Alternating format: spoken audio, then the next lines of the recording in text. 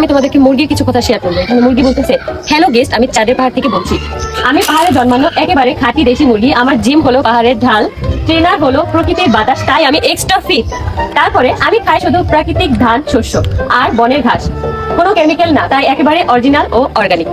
তারপরে হচ্ছে vitamin D পাই ফ্রিতে, কারণ আমার অফিসটা হচ্ছে সূর্যের নিচে। হ্যাঁ, আর হ্যাঁ, আমার মাংস আর ডিম সেগুলো নাকি অতিথিদের কাছে হেলদি, টেস্টি এবং এক্সক্লুসিভ। আসলে চাঁদের পাহাড়ে আমরা দেশি মুরগিটাই রিয়েল ভিআইপি। তারপরে কারণ আমাদের ছাড়া ট্রেডিশনাল পাহাড়ি টেস্ট অসম্ভব। স্যার, আপনি কি আমাকে খাবেন? ইয়েস। তোমাদের খেতে হলে অবশ্যই চাঁদের পাহাড়ে চলে আসতে হবে। তাড়াতাড়ি করে এখনই চলে আসো। একটা মানুষ খুশি এবং সে যে কতটা শান্তিতে আছে তা কিন্তু মুখে না বললেও বোঝা যায়। তার বিহেভ, তার চলাফেরা, তার কথাবার্তা। বর্তমানে আখি কত যে খুশি শান্তিতে রয়েছে তা কিন্তু বর্তমানে আখির এই হাসি খুশি মুখখানা দেখলেই বোঝা যায়। কিছুদিন আগের কথা, এই মেয়েটাকে কিন্তু নানাভাবে মানসিকভাবে অত্যাচার করা হতো। শারীরিক অত্যাচারই যে একজন মানুষকে শেষ করে দিতে সক্ষম তেমন নয়, মানসিক অত্যাচারের মাধ্যমেও কিন্তু একটা মানুষকে ধীরে ধীরে শেষ করে দেওয়া যায়, যেটা একসময় আখির সাথে হয়েছিল।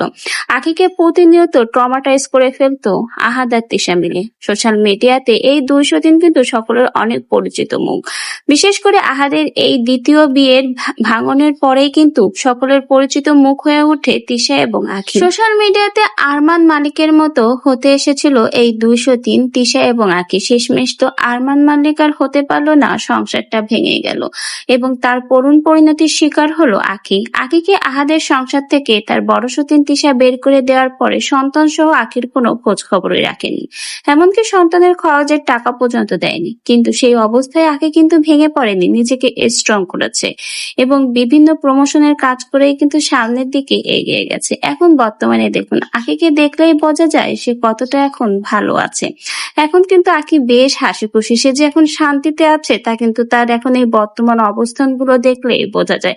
অন্যদিকে দেখুন, যারা এতদিন এই অসহায় মেয়েটার সঙ্গে নাইনসাফি করেছে তাদের কি করুণ পরিণতি হয়েছে। লক্ষ টাকার ফ্ল্যাট ছেড়ে এখন তাদের অবস্থান হয়েছে কুড়ে ঘরে। অহংকার পতনের মূল কথাটা আবারও বাস্তবভাবে প্রমাণিত হলো। আপনি যে একজনকে কষ্ট দিয়ে কখনো সুখে থাকতে পারবেন না, শান্তিতে থাকতে পারবেন না, তা কিন্তু বাস্তবভাবে প্রমাণ মিলেই গেল। এই আখিকেই কিন্তু একদিন কত অবহেলা করেছে, কত অনাচার করেছে তার প্রতি তিশা আর আহাদ মিলে, আর আজকে দেখুন তার যোগ্য শাস্তি কিন্তু তারা পেয়ে গেল। একদিকে তিশা তার সাজানো গুছানো লক্ষ টাকার ফ্ল্যাট ছেড়ে এখন শেষমেশ শ্বশুর বাড়িতে তার আশ্রয় হয়েছে, আর অন্যদিকে আখির পরিবর্তন দেখুন ঘুরে দাঁড়িয়েছে। তো এমন ভাবে ঘুরে দাঁড়িয়েছে যে আহাদ তিশার অস্তিত্ব এখন বর্তমানে তার জীবনে নেই। সে এখন কতটা সুখে আছে, ভালো আছে তা কিন্তু আখির এই হাসি খুশি মুখখানা দেখলেই বোঝা যায়।